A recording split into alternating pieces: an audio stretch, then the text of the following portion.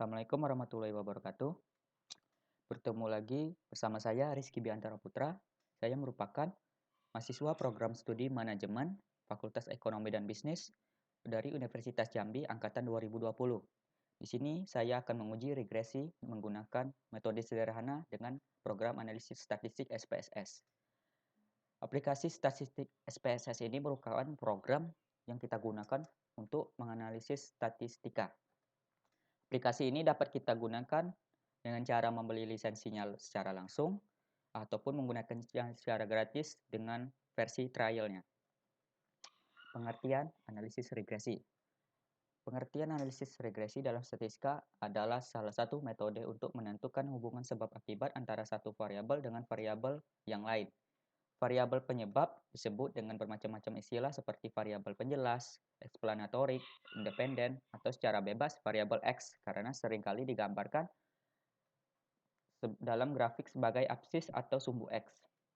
Sedangkan variabel terkena akibat dikenal sebagai variabel yang dipengaruhi, dependen, terikat, atau variabel Y. Kedua variabel ini dapat merupakan variabel secara acak ataupun random, namun variabel yang dipengaruhi harus selalu variabel acak. Analisis regresi adalah salah satu analisis yang paling populer dan luas pemakaiannya. Analisis regresi dipakai secara luas untuk melakukan prediksi dan ramalan dengan menggunakannya yang saling melengkapi dengan bidang pembelajaran mesin.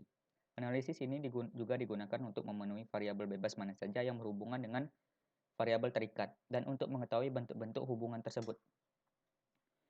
Dalam pengujian ini kita menggunakan variabel independen ataupun variabel bebas dan juga variabel dependen ataupun variabel terikat. Model regresi dalam pengujian ini adalah Y sama dengan A ditambah BX.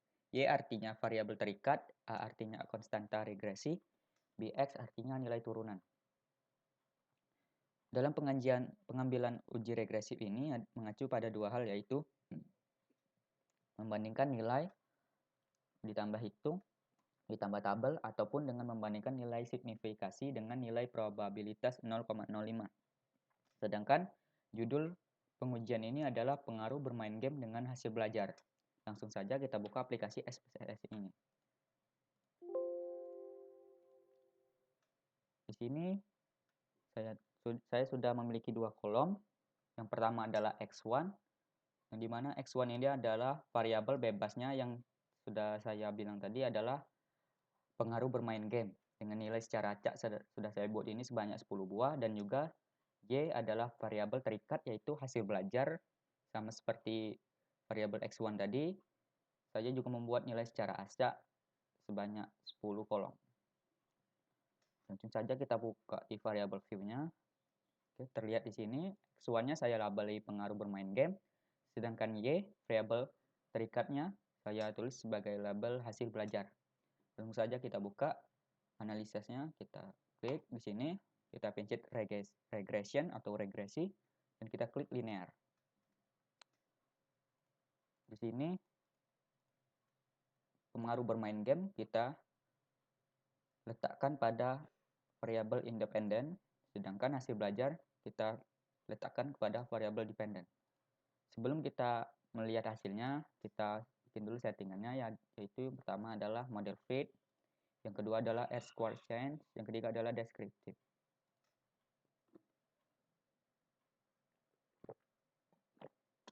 Karena sudah semua kita klik tadi, kita klik OK untuk melihat hasil dari pengujian kita sebelumnya. Oke, dengan ini sudah keluar semua hasil dari pengujian yang telah kita buat sebelumnya.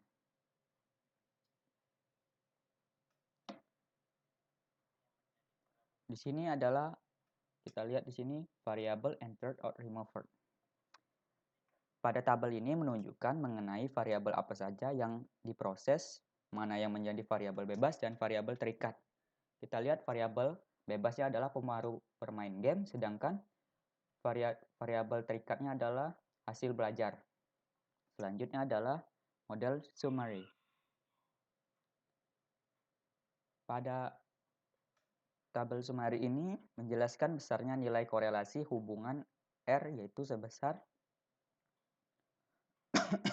0,084 dan dijelaskan besarnya persentase pengaruh variabel bebas terhadap variabel terikat yang disebut koefisien determinasi yang merupakan hasil dari penguadratan R.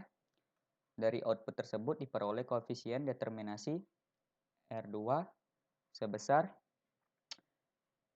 0,007 yang mengandung pengertian bahwa pengaruh variabel bebas ataupun pengaruh bermain game tersebut terhadap variabel terikat hasil belajar adalah sebesar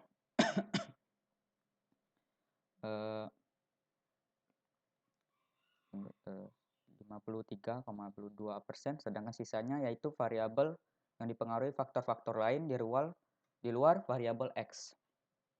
Selanjutnya adalah tabel ANOVA. Output bagian ANOVA ini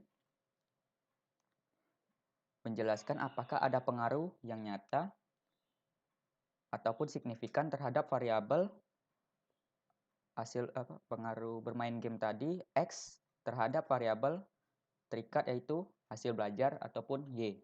Dari output tersebut terlihat bahwa F hitung sebanyak 0,057 dengan tingkat signifikasi ataupun probabilitas 0,001 lebih kecil dari 0,005.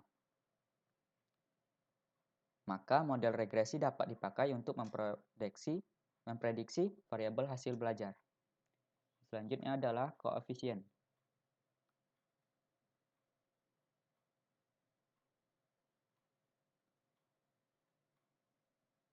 Pada output ataupun tabel koefisien ini, pada kolom B terlihat bahwa konstan A adalah 65,384, sedangkan nilai pengaruh bermain game B adalah 0,088, sehingga persamaan model regresinya dapat ditulis Y sama dengan A plus BX atau 65,384 ditambah 0,088.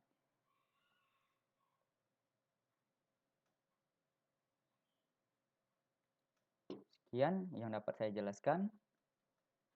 Untuk kekurangannya saya mohon maaf karena yang saya pelajari itu sangat terbatas. Sekiranya video ini dapat membantu teman-teman sekalian dalam mencari tahu tentang menguji regresi menggunakan metode sederhana dari program analisis statistik SPSS. Saya akhiri, sampai berjumpa di video lainnya. Wassalamualaikum warahmatullahi wabarakatuh.